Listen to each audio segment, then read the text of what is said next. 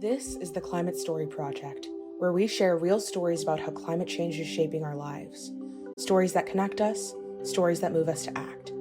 This is a project of the New York Climate Exchange, a nonprofit organization that's accelerating climate solutions through our unique partnership model and climate campus on Governor's Island. In each episode, you'll hear voices from different places and walks of life in our growing archive of personal climate stories, so that we can remember, reflect, and respond together. The story you're about to hear is from Helen Chirigos.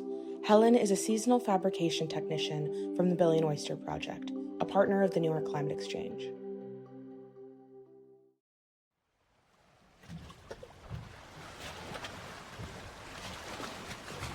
I grew up clamming and fishing and growing oysters, spending most of my time when I wasn't in school on a small barrier island off of Long Island called Oak Island.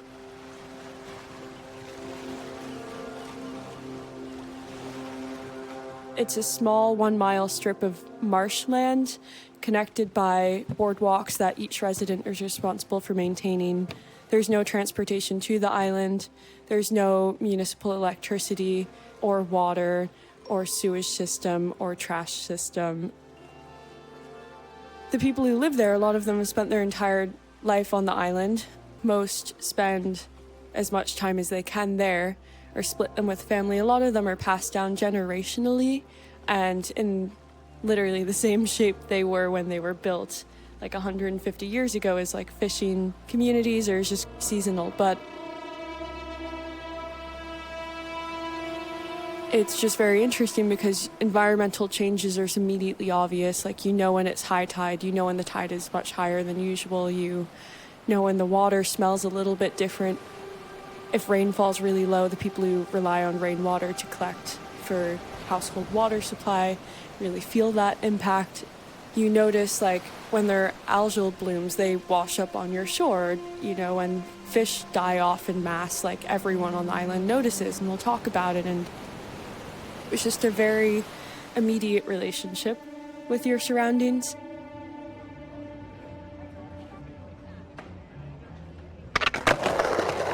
But where I'm also from is New York City, where I live in the East Village. I've lived in the same apartment my whole life, and my parents have been here before I was born.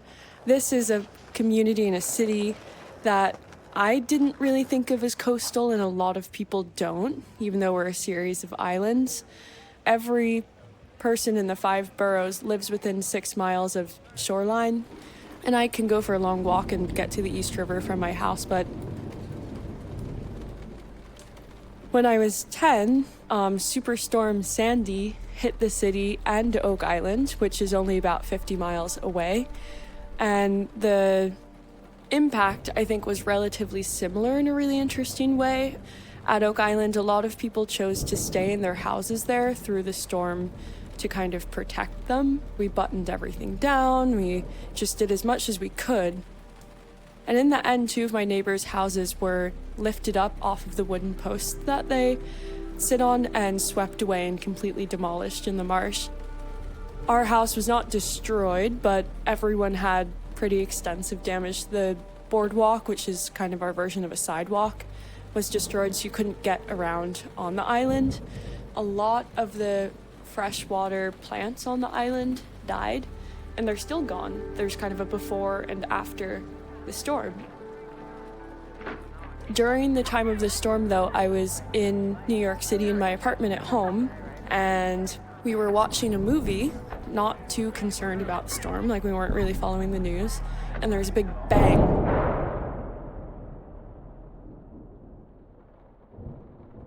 The Con Edison power plant down the street from me, a transformer blew out, and we lost power for, I think, over 4 days. And I remember taking a walk after the storm had passed and seeing this, like, water line, this obvious, like, line of debris that signified how far the water had come up, being, like, above car windows. And we walked through Alphabet City and people were pumping out their basements, and just thinking, like, this doesn't make any sense because this isn't waterfront, you know? I think a lot of New Yorkers had that same reaction. Like, we weren't overly worried about the storm. I think on Oak Island it was also kind of mind-boggling and shocking, but we knew that there was a certain amount of vulnerability. And I spent kind of a while feeling shocked for a long time and then just very concerned about my home, about whether it would exist in the future, for my neighbors who couldn't rebuild their homes. It really shifted. I remember even as a 10-year-old, starting to think about well, by 2100, extreme estimates say that we'll have 5.4 feet of sea level rise. Most of the island is not higher than that. Most of the island goes underwater during high tide. But more so than the physical impact, there's the psychological component that I experienced and New Yorkers experienced, and definitely people on Oak Island experienced, about the lack of stability that our environment currently has. I think it impacted community health and individual, an interpersonal sense of safety and reassurance. And I know that I felt it, and I know that the city felt it too, because immediately after we started all of these projects to kind of mitigate climate change. Billion Oyster Project had started offering oyster research stations to public school classrooms. So I convinced my science teacher to sign up and get an oyster research station, which is a little wire cage with a tile on top tied to a rope with about 10 oysters in it. And BOP sent us that and water quality testing kits. And we would walk from my school to the waterfront on Friday afternoon. So it was all the nerds, that's what we did in high school. And we would do water quality, and it was what is in the water? What animals live here? Why do things grow or not grow? Or what causes the fecal levels or the turbidity to change? And so we'd pull out this cage, and my classmates and I would be touching crabs and measuring barnacles and tourniquets and really having this tactile connection and relationship and learning about our city's health through investigating the waterways. It really kind of begged this question in me, why do we just accept that we don't have access to this part of our city, and why are we so disconnected? That kind of led me to where I am now, which is back at Billion Oyster Project after graduating from college, where I studied the environment politics. And the department I'm in leads the events where we help to clean a lot of oyster shells that are recycled from about 80 restaurants in New York that give us their used shells, recycled, to put back into the harbor. The oysters do three things. They filter the water. They filter about 50 gallons of water a day. Also, when they start to grow naturally, which is we're putting them in the water as a keystone species to hopefully get them to a point where they're just reproducing and doing their thing and have been restored. They create these crazy geometrical shapes, and they grow off one another and create a living seawall that will grow as high as the tide grows, that help protect the city from storm surges and extreme weather events. And the third reason is that before we decimated the oyster populations in New York, over half of the world's oysters lived in this harbor. There are some historical journals that recount being able to walk across the Buttermilk Channel between Brooklyn and Governor's Island on the oyster reefs. As New York became kind of a connection point for Europe and a global trading port, people started to actually remove the reefs so that larger boats could get through. And around that same time, people started selling them, eating a lot of them. In the same way you can now go and get a hot dog from a hot dog cart, there used to be oyster carts everywhere, and they were enjoyed in really high-end spaces. They were always a luxury food, but also served in what at the time were called poorhouses. So everyone was just eating oysters. Before it was the Big Apple, it was actually the Big Oyster.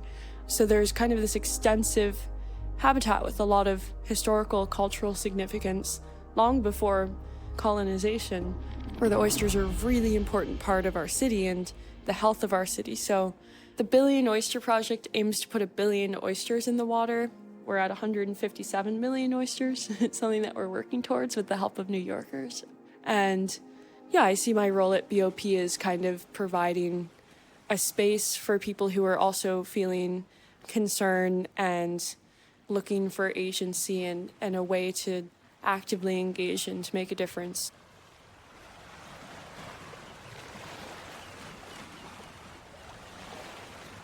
I just love oysters. I learned how to count by sorting our oysters into groups of 10. I grew up wading around the marshes and trying to identify species, and I know a lot of people don't have this opportunity, that kind of really privileged ability to interact with nature, which is a human right, but in New York it's harder to access as we try to figure out spaces where people can interact and kind of find joy and pleasure and health and connection with the waterway. To me is maybe the most important part of creating a healthier relationship with our coast.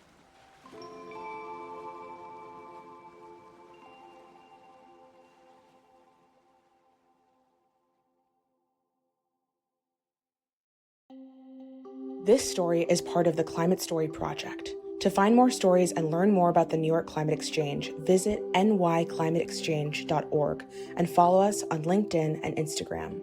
This episode was produced by Kylie Miller. Thanks for listening.